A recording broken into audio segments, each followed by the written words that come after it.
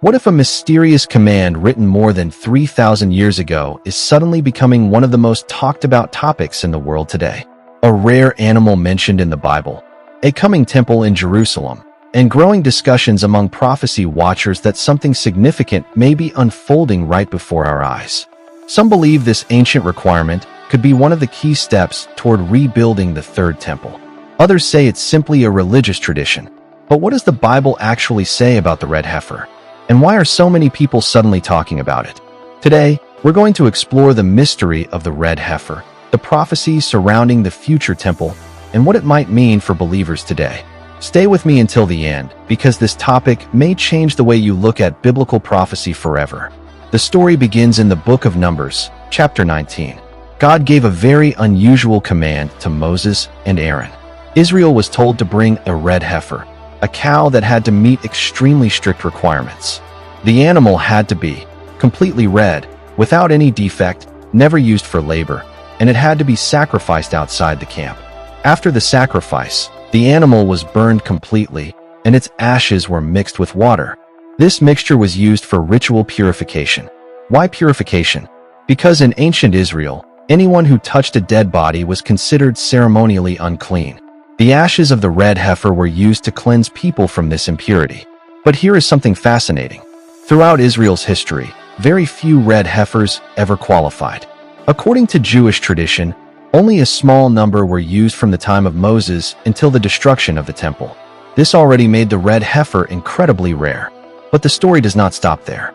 Today, the red heifer has become one of the most discussed topics among prophecy watchers. Why?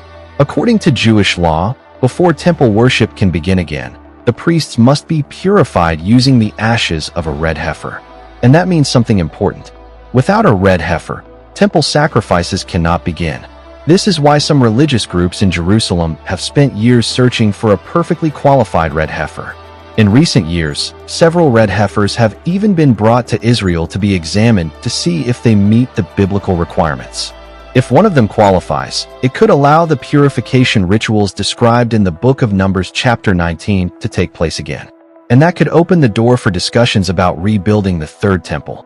For many people, this sounds unbelievable.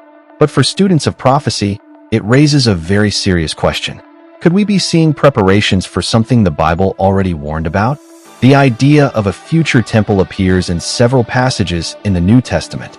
For example, the Apostle Paul wrote in 2nd Epistle to the Thessalonians about a future temple where the man of lawlessness would sit and proclaim himself to be God.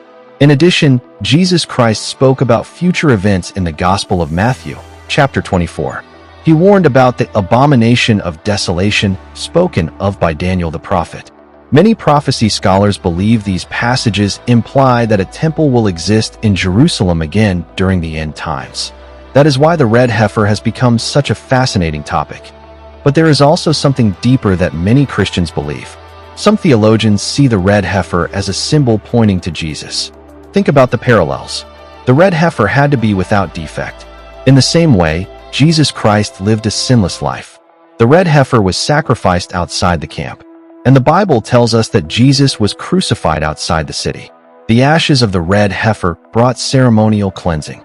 But the sacrifice of Jesus brings spiritual cleansing from sin.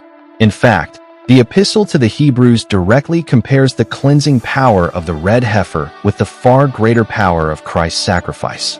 Maybe the red heifer is a sign. Maybe the temple will be rebuilt. Maybe these things will happen in our lifetime. One day, every one of us will stand before God. And on that day, the only thing that will matter is what we did with Jesus Christ. Did we ignore him? Or did we follow him? But before you go, ask yourself one question.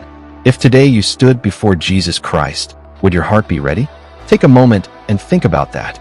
And if this message spoke to you, subscribe to Gospel Mashaz TV and share this video so someone else can hear the truth.